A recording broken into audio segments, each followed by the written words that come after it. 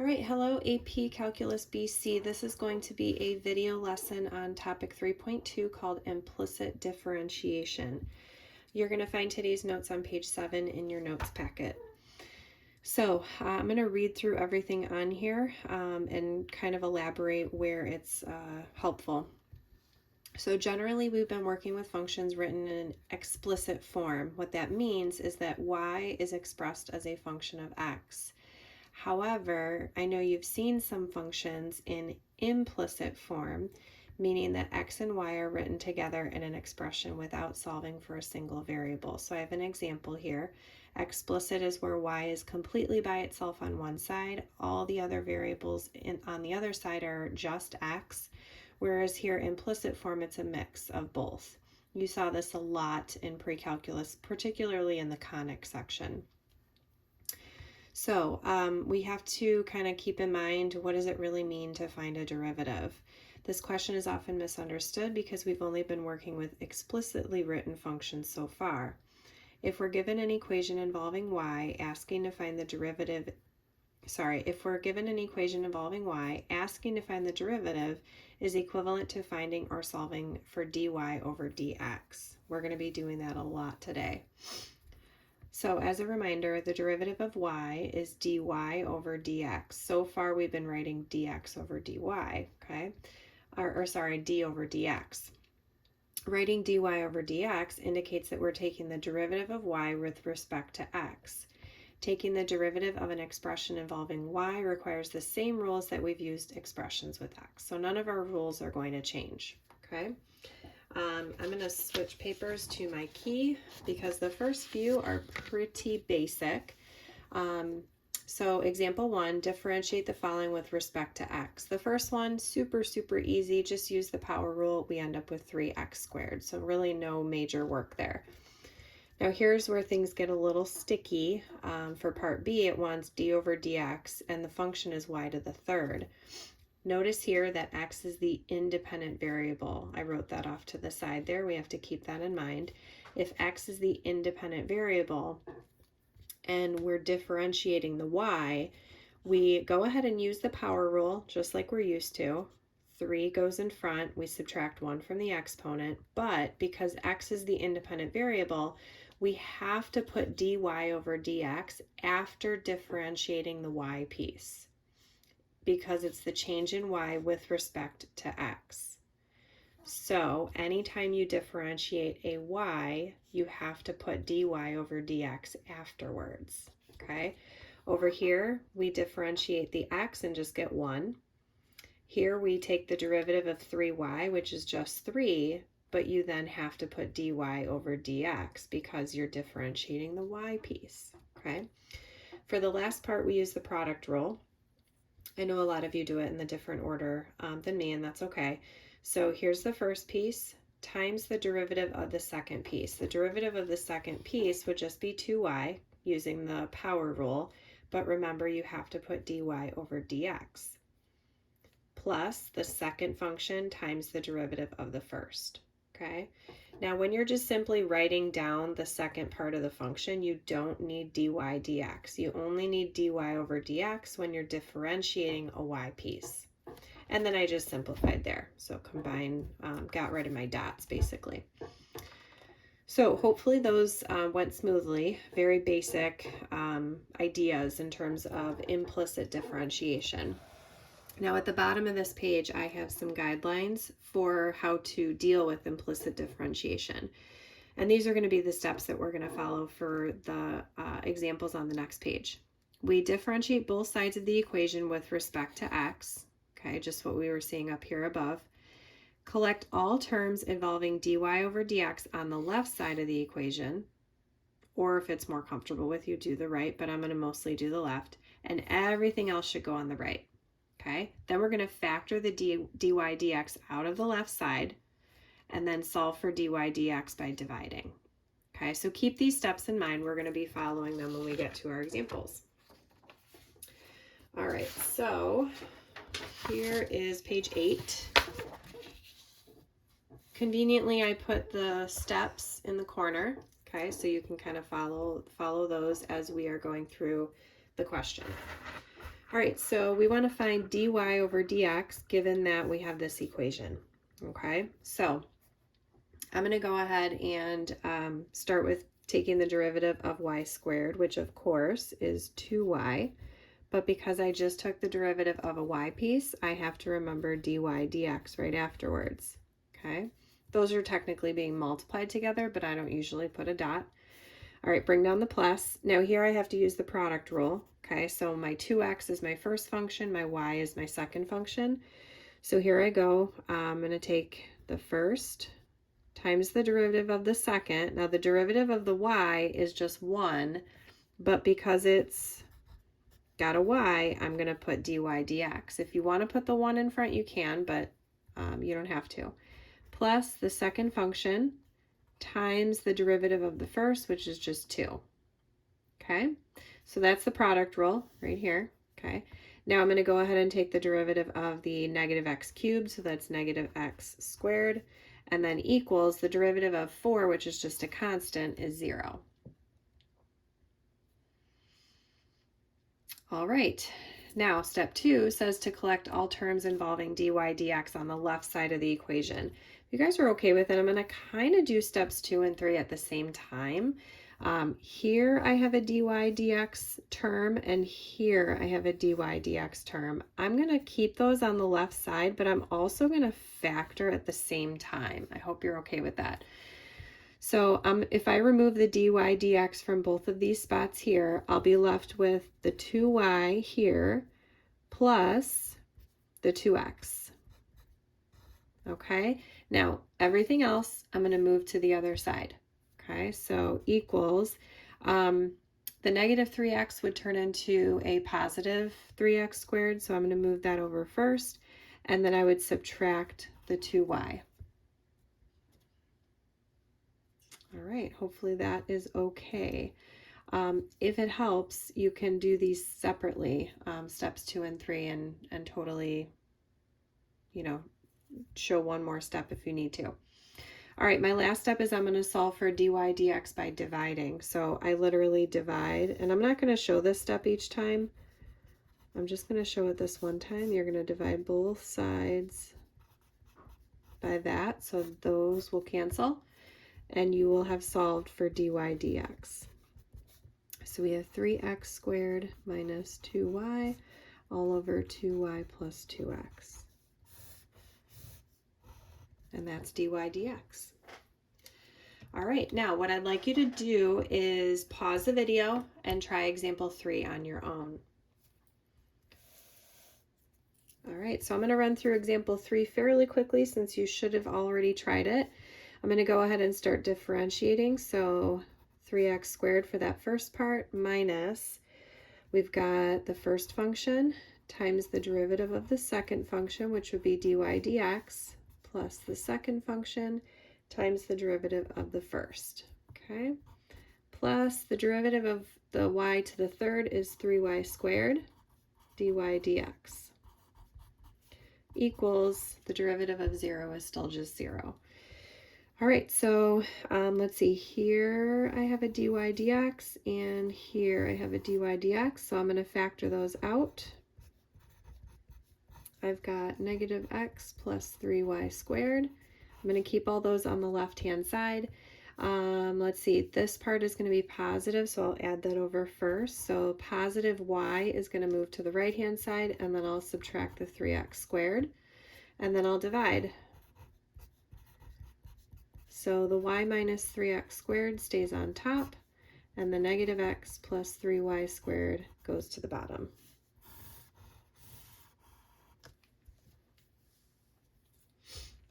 All right, let's try example 4. Okay, write an equation of the line tangent to the graph of x squared minus y to the third equals 0 through the point 1, 1. So we're going to need, first of all, a point, which we already have. Yay, we don't have to find the point, okay? A point is given to us. So essentially, we just have to find the slope, which we all know is just the derivative, okay? So I have to take the derivative of this equation. So let's go ahead and do that. The derivative of x squared is 2x minus the derivative of the y to the third part is 3y y squared, but don't forget your dy dx. And then the derivative of 0 is still just 0. Now let's solve this for dy dx so that we have an actual slope. So dy dx equals, I would first subtract the 2x over, and then I would divide by negative 3y squared. Okay, if you want, you can rewrite it positive 2x over 3y squared. Okay, or you could have jumped directly to that positive step if that was helpful. Now I'm going to draw an arrow here indicating that I've got a little more work to do. This is my slope in general, but I need the slope at this point. So I'm going to go ahead and find dy dx at 1, 1, and it's going to look like this. 2 times 1, because I put 1 in for my x value, over 3 times 1 squared, because I put 1 in for my y value, and that of course gets me 2/3. Okay, so I can go ahead and write my tangent line equation is going to be y equals my 2/3 times x minus 1 plus 1. All right. Okay, the last one on this page, I think you would be okay if you wanted to try it on your own. So if you are brave enough, go ahead and pause the video. It's not a terribly difficult problem. Go ahead and try it and see if you got it right.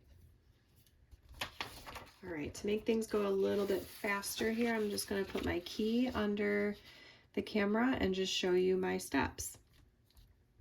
So taking my original function, I want to take the derivative of that, and hopefully this is the answer I end up getting. It's wanting me to show that that's true. So I use the product rule here first. Sorry, I'm realizing that when I put my hands under the camera, it gets a little blurry sometimes. I apologize for that. So I have to do the product rule here. So I'm going to do the first function times the derivative of the second with my dy dx, plus the second times the derivative of the first, which is just 1. Okay, now I have to do product rule again right here. So remember way back when we learned product rule, if you have a minus before a product, keep that minus separate from your product rule. That'll make things a little easier for you. So the first times the derivative of the second plus the second times the derivative of the first. Okay, then I went ahead and distributed the negative. If you did it right away at the beginning, that's fine too. I also multiplied those together. So here I just sort of cleaned up the equation. Now here I have a dy dx, here I have a dy dx, so I went ahead and pulled those aside and factored, and I moved the negative 3x squared y to the right hand side by adding, and I moved the y squared to the right hand side by subtracting, and then I divided, and I matched what they wanted me to. So hopefully that one went well. Okay, so let's turn to page 9. On page 9, we have example 5. It's our last example that's printed in the notes, but I have an additional problem that I'm going to have you guys add to the bottom of page 9. All right, so example 5 says, consider the curve given by this function. First of all, oh, and keep in mind, this is, let me grab my paper here. This is part B to the question that we just did. So we're going to need this to help us with part B. So keep that handy. All right. So it says, first of all, find all points on the curve whose x coordinate is 1. Let's start there. Okay. And then we'll do the rest later. So let's find all the points on the curve whose x coordinate is 1. So let's go ahead and plug in 1. 1 y squared minus 1 cubed y equals 6. This gets me y squared minus y, oops, I'm getting ahead of myself here, minus y minus 6 equals 0. I went ahead and subtracted the 6 over because I noticed I have a trinomial and I'm going to have to factor to find the y pieces. Using just product sum here, we have y minus 3 and y plus 2. So therefore y equals 3 and y equals negative 2. So my 2 points are 1, 3 and 1, negative 2. Okay, so we're going to keep those points in mind for the next part. So now it says write an equation for the tangent line at each of these points. So we are going to have 2 tangent line equations because we have 1 for each point. So remember that from part A,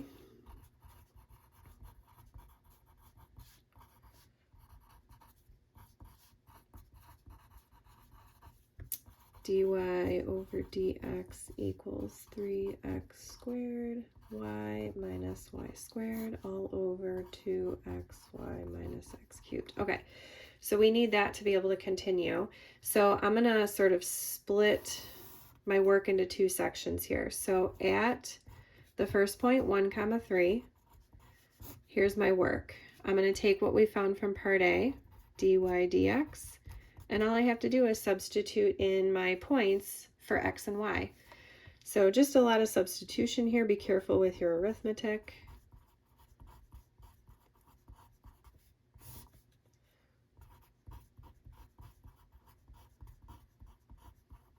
All right, and we should get 9 minus 9 over 6 minus 1, which of course is 0. So my tangent line equation would be 0 times x minus 1 plus 3. I would prefer that to be simplified down to just y equals 3. All right, the other one is going to be at 1, negative 2. Oh, I just realized I have a little bit of a notational error over here. Dy dx is not that. Dy dx at 1, 3. I apologize. I want to make sure I'm always using correct notation for you guys. All right, so dy dx at 1, negative 2 equals. Always make sure your notation is indicating what you're doing. You never want to jump just to this part. You have to indicate to the reader what you're doing. Okay, so if we plug in 1 for x and negative 2 for y, we have 3 times 1 squared times negative 2 minus negative 2 squared. I'll stop narrating here. All right. And we get negative 6 minus 4 over negative 4 minus 1. That is, of course, negative 10 over negative 5, which is 2. So my tangent line equation is y equals 2 times x minus 1 minus 2. All right, so hopefully that one went well. Okay, as I mentioned a few moments ago, I want to add a question to this particular page because I started to do the Delta Math homework for this section, and a second implicit derivative comes up in Delta Math, and I want to make sure you guys are okay with it. So this question is extremely similar to one of your homework problems. I just slightly changed the point. So if we have this equation, then find the second, oops, this is missing a little 2 there. Find the second derivative at the point 1, negative 2 in simplest form, okay? This requires quite a bit of work. First, let's start with the first derivative, okay? So I'm going to go ahead and take the derivative of this. That's going to be negative 6x squared minus dy dx. If you want the minus 1 there, that's fine. Minus 2y dy dx equals 0, okay? Now I'm going to factor the dy dx out, so that gets me negative 1 minus 2y. And I'm going to add the negative 6x squared over to the right-hand side. So now I can solve for dy dx. I've got 6x squared over negative 1 minus 2y. Okay? Now, before we find the second derivative, we are going to need this first derivative at the point that's given to us. Okay, so let's go ahead and find that. I'm just going to substitute in 1 and negative 2, just like we did in the previous question. So we have 6 times 1 squared over negative 1 minus 2 times negative 2. Okay. Oops, one more parenthesis. All right, so that gets me 6 over negative 1 plus 4, which of course is 6 over 3. That gets me 2. I'm going to keep that in mind because I'm going to need that in just a moment when I go to find the second derivative. All right, so keep in mind this is our first derivative. Now we have to find the second derivative. Okay, so it looks like this, d2y over dx squared. Okay, let me move this down just a little bit. There we go. All right, as you can see, we have a quotient for our first derivative. So when we find our second derivative, we're going to have to use the quotient rule. So I'm going to draw a really long line because it's going to be a decent amount of work here. So low d high minus high, I'm going to use parentheses, d low. Now be careful when you find the derivative of the denominator. It is just -2, but you have to remember dy dx. Okay, that still applies here. All over low squared. Okay, now don't bother simplifying this, okay, because remember we're at a particular point, so don't bother simplifying. We are just going to go ahead and substitute all the numbers that we know. So we are going to put in 1 for x, -2 for y, and then wherever we see dy dx, we're going to substitute in a 2, okay? So here we go. -1 minus 2 times the y is -2, and then I've got 12 times 1 minus 6 times 1 squared times -2, and then here's the dy dx. I'm just going to put a regular 2 there. And then in the denominator, -1 minus 2 times -2 squared. All right. Okay. This is kind of a lot of work. It's not terrible to do by hand, but it certainly is kind of annoying. A lot of arithmetic here, so just be careful. Let's see, 6 and -4 all over 9. That gets me 36 plus 24 over 9, 60 over 9, and that reduces to 20 over 3. All right, so as I mentioned, that's very similar to a Delta Math question. Hopefully I laid it out nicely and organized everything well enough for you. There should be a couple of those in the Delta Math assignment, so hopefully that helps you with those. All right, guys, that wraps up 3.2. Remember, Delta Math is due by Thursday. And depending on how things go on our review day, hopefully the quiz can stay as planned on Thursday, but we'll kind of see how things go when I come back. All right, good luck, guys. I hope to see you really soon. Bye.